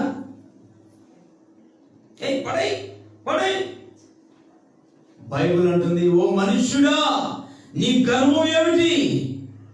నీ గర్వం ఎంతవరకు? నువ్వు పురుగుతో సమానం. బైబిల్ అంటుంది పురుగు మనం. మన ప్రాణం పురుగు, మన జీవం పురుగు. కళేబరాలు కనబడుతున్నాయి అంట. ఇది ప్రవచన గ్రంథం, యెషయా గ్రంథంలో ఉన్నది ప్రవచన గ్రంథం. ప్రవక్త కళ్ళు పెట్టి చూస్తున్నాడు.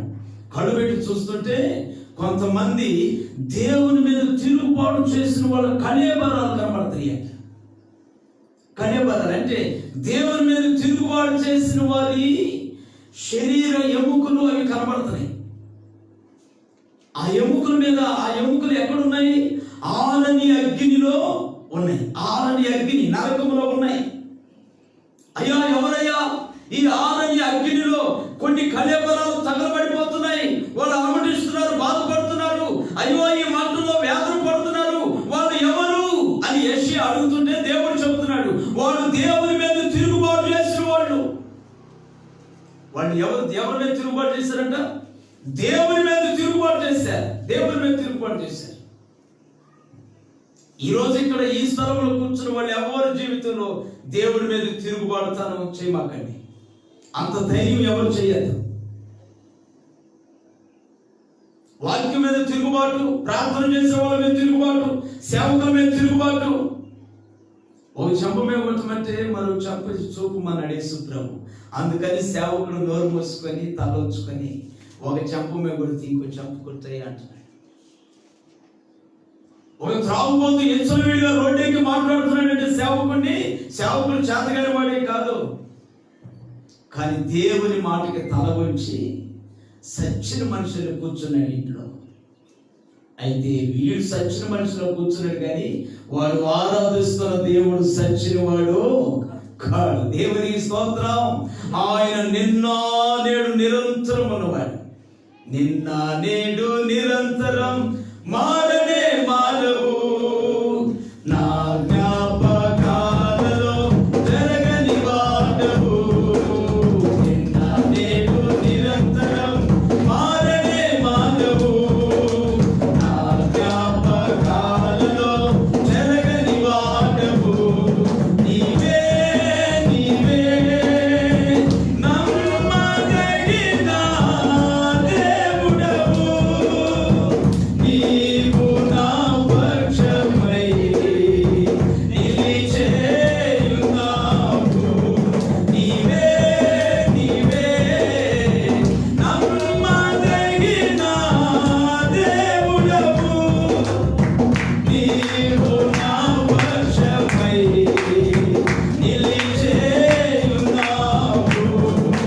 నిన్న నేడు నిరంతరం మారనే మారవు. నా జ్ఞాపకాలలో జరగని వాడవు. నిన్న నేడు నిరంతరం మారనే మారవు. నా జ్ఞాపకాలలో జరగని వాడవు. దేవుని స్తోత్రం. ఆయన నిన్న నేడు ఏకరీతిగా ఉన్నటువంటి దేవుడు. ఆయనలో మార్పు ఏం లేదు. ఏలియా ప్రార్థించినప్పుడు ఆకాశము నుండి భయంకరమైన అగ్నిని భూమి మీదకి తీసుకొచ్చాడు సవాలుగా. మోషే ప్రార్థిస్తున్నప్పుడు ఎర్ర సముద్రాన్ని ఒక రహదారిగా మార్చిన దేవుడు. ఈ రోజున అదే దేవుడు మనకు కూడా ఉన్నాడు. ఆయన మారలా, మారు మనసు పొందలా. ఆయన పౌరుషం అలాగే ఉంది, కోపం అలాగే ఉంది, ప్రేమ కూడా అలాగనే ఉంది. ఆయన సేవకుల్ని, ఆయన సన్నిధిని, సేవని ఎవరైనా వాటి మీద తిరుగుబాటు చేస్తే ఆయన ఊరుకునే దేవుడు కాడు. కానీ సమయం ఇస్తున్నాడు. ఆయన దీర్ఘశాంతము కలిగిన దేవుడు కాబట్టి సమయం ఇస్తున్నాడు. ఇంకా తెలుసుకుంటాడేమో, ఇంకా మారుతాడేమో. ఒకప్పుడు నాకు సమయం ఇచ్చాడు. దేవుడి పాటలు బూత్ పాటలుగా మార్చి నేను పాస్టర్లు వినేటట్టుగా పాడుతూ ఉంటే సమయం ఇచ్చాడు నాకు. ఎందుకని? నువ్వు పాడుతున్నావా నా పాటలు బూత్ పాటలుగా, మళ్ళీ తిప్పి నా పాటలుగా పాడే రోజులు వస్తాయిరా నీకు, నువ్వు చూస్తావు అని నాకు దేవుడు సమయం ఇచ్చాడు. ఆ సమయం నేను ఇలా మారిపోయాను. నాకున్నట్లుగా వాళ్ళు కూడా సమయం ఇవ్వాలని సేవకుల మీద తిరుగుబాటు చేసేవాళ్ళు, సంఘాల మీద తిరుగుబాటు చేసేవాళ్ళు, వాక్యం మీద తిరుగుబాటు చేసే వాళ్ళకి నాకు ఇచ్చినట్లుగా సమయం వాళ్ళు కూడా ఇచ్చాడు. అది ఎంతవరకు? తగినంత వరకే. నాకు కూడా అంతే, తగినంత వరకే. నేను తెలుసుకొని సరెండర్ అయిపోయా యేసయ్యకి. ఒకరోజు స్కూల్ మెట్ల మీద కూర్చొని, అయ్యా ఇక నేను నీతో పోటీ పడలేను బాబు, నేను ఓడిపోతున్నాను. నా తాగుడు మానేస్తున్నాను, నా తిరుగుడు ఆపేస్తున్నాను, నా అబద్ధాలు మానేస్తున్నాను, నా ఎచ్చులు విడితే ఆపేస్తున్నాను, ఇక నీ చెప్పులో రాయిగా బ్రతుకుతానయ్యా తీర్మానం చేసుకొని వచ్చాను. ఒకరోజు స్కూల్ మెట్ల మీద లోబడ్డాను కాబట్టి నేను సేవ్ అయ్యాను. తిరుగుబాటు చేస్తున్నట్టయితే ఈ రోజున నా స్నేహితులందరూ సమాధులు అయిపోయి ఉన్నారు. ఈ రాజీవ్ గాంధీ కాలనీలో నాతో తిరిగిన నా బ్యాచ్ అంతా కూడా సమాధి పాలయ్యారు. ఇద్దరమే ఉన్నాం. ఇక్కడ నేను అయాంక్ బజార్లో ఒకడు ఉన్నాడు. వాడికి చెప్పిన తలవాసిపోయింది. ఆ వినే స్థాయిలో లేడు, ఎప్పుడో వింటాడని వదిలేసుకున్నాను. ఈ పూట దేవుడు మీకు వినిపిస్తున్నాడు ఈ మాటలు. ఏ మాటలు ఇవి? నా మాటలు జీవింపచేసే మాటలు. దేవునికి స్తోత్రం. దేవుని మాట జీవింపచేసే మాట. దేవుని మాట మత్తయిని, విలువలేని జీవితాన్ని విలువైన జీవితంగా మార్చిన మాట దేవుని మాట. దేవుని మాట మనలను మరణము నుండి విడిపించే మాట. ఏ మరణం ఇది? నరకము అనబడిన మరణం. నరకము అనే మరణం. దాని నుండి విడిపించడానికి నీ ధనం పనికిరాదు, నీ బంధుమిత్రులు పనికిరారు, నీకున్నవాడు అయినవాడు లేనివాడు ఎవరు పనికిరారు. 100 మంది కట్టలు కట్టుకొచ్చిన దేవుని ఉగ్రత్వాన్ని పడిన నరకం నుండి నేను విడిపించేవాడు లేడు. విడిపించేది ఒకటే, అది దేవుని మాట, యేసుక్రీస్తు మాట. యేసుక్రీస్తు మాట, ఆయన మాట విడిపించగలదు అనే దానికి రుజువులు. ఒక త్రాగుబోతు మారి దేవుని సేవ చేస్తూ ఉన్నాడు, ఒక తిరుగుబోతు మారి దేవుని సేవ చేస్తూ ఉన్నాడు. ఎలా మారాలని మనం వాళ్ళని అడిగితే, నన్ను నా దేవుని మాట దర్శించింది. ఇంకెందుకంటే రుజువులే కావాలండి మీకు? ఒక మాల వేసుకొని తిరిగే విగ్రహారాధికుడు దేవుని మాట విని ఈ రోజున పరిశుద్ధుడిగా మారిపోయాడు. ఎందుకంటే దేవుని మాట మానవుని జీవితాన్ని మార్చగలదు అనే దానికి ఇన్ని సాక్ష్యాలు మేఘము వలె ఆవరించినప్పుడు ఎలా తప్పించుకోగలుగుతారు జనం? ఎలా తప్పుకుంటారు?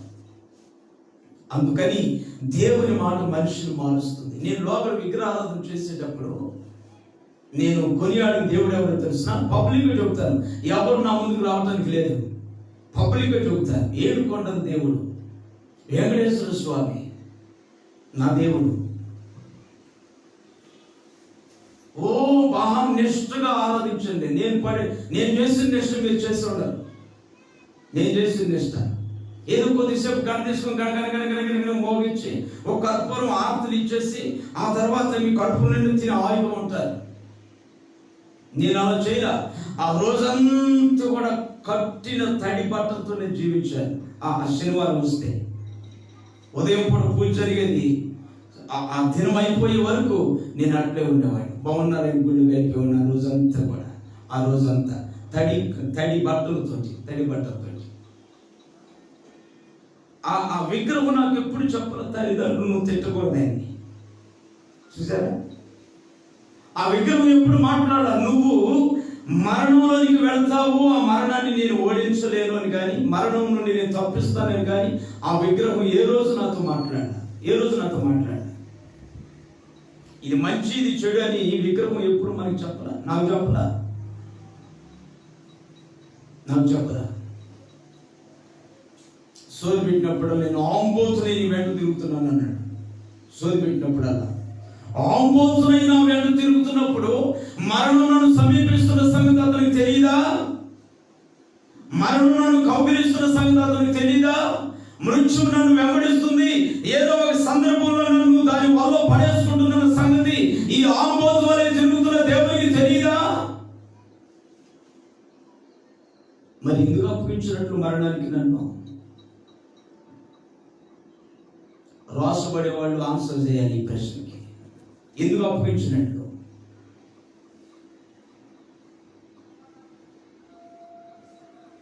మొదటి సమూయేలు గ్రంథంలో ఒక మాట ఉంది చూడండి, విలువైన అమూల్యమైన మాట.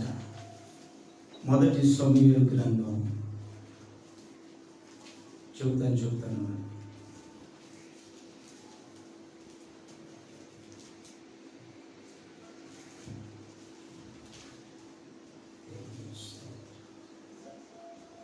అన్న మాట్లాడుతున్న మాటల్లో 2వ అధ్యాయం 6వ వాక్యం. 2వ అధ్యాయం 6వ వాక్యం. జనులను సజీవులను గాను మృతులను గాను చేయువాడు యెహోవాయే పాతాళమునకు పంపుచు అందులో నుండి రప్పించువాడు ఆయనే. దేవునికి స్తోత్రం. ఇంకా ఎవరికి లేదు అధికారం. మరణములోనికి పంపువాడు ఆయనే, మరణము నుండి నిన్ను విడిపించువాడు ఆయనే.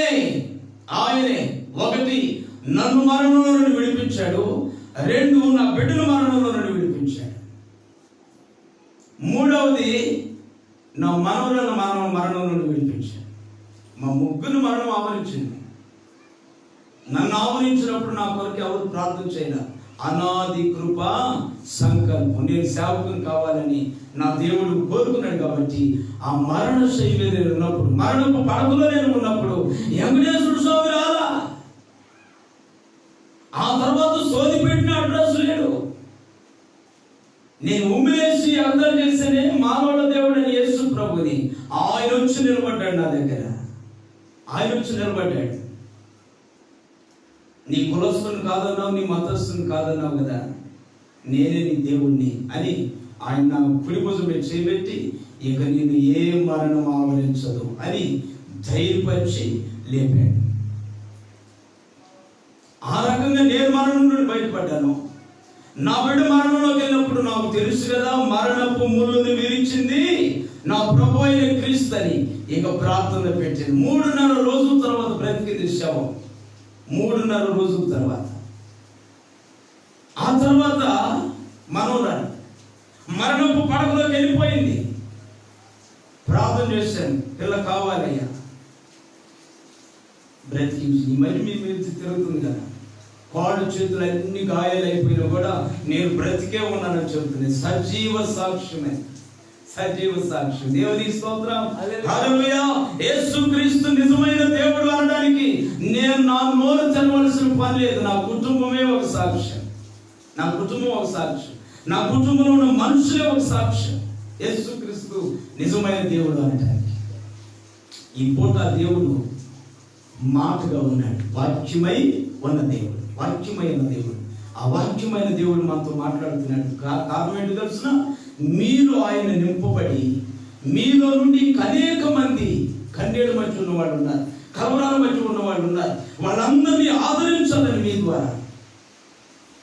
అందుకని మీ వ్యక్తిగత జీవితాలు దేవుని మాటలతో నింపుకోండి.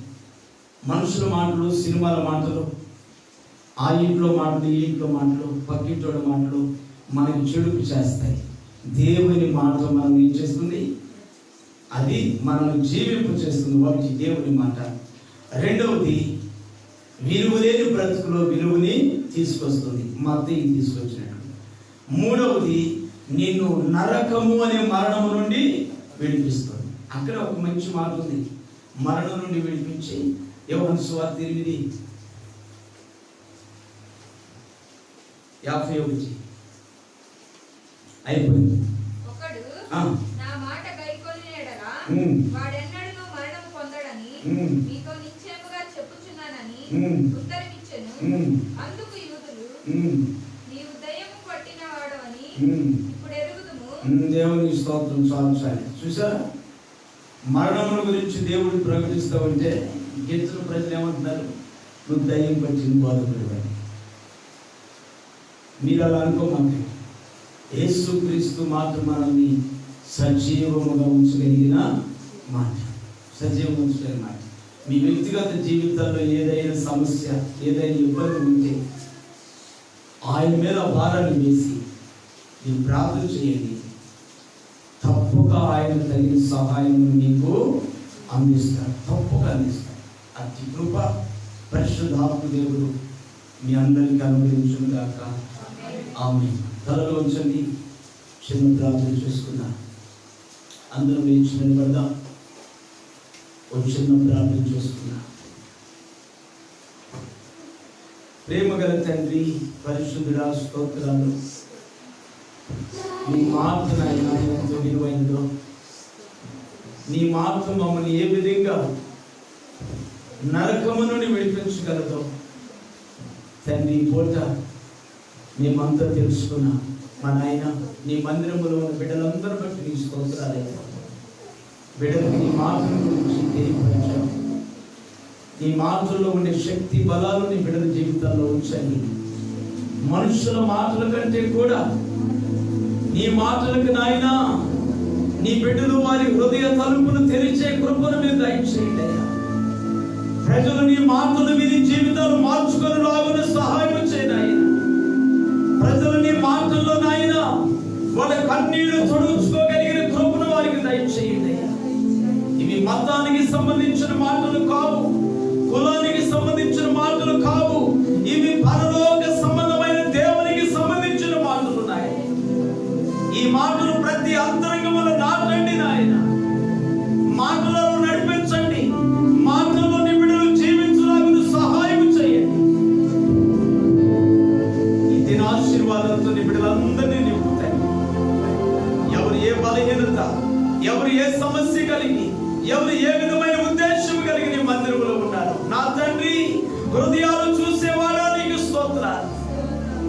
వారి సమస్త హృదయ భారాన్ని తొలగించి నెమ్మది, శాంతి, సమాధానం, నీ శ్రేష్టమైన కృప నీ బిడ్డల జీవితాల్లో నింపి వారి గృహానికి చేర్చమని యేసయ్య నామములో ప్రార్థించి వేడుకుంటున్నాను తండ్రి.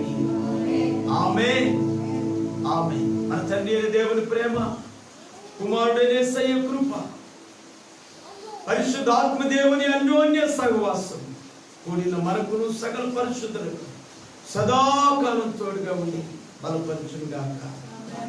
ఆమేన్. అందరికీ వందనాలు.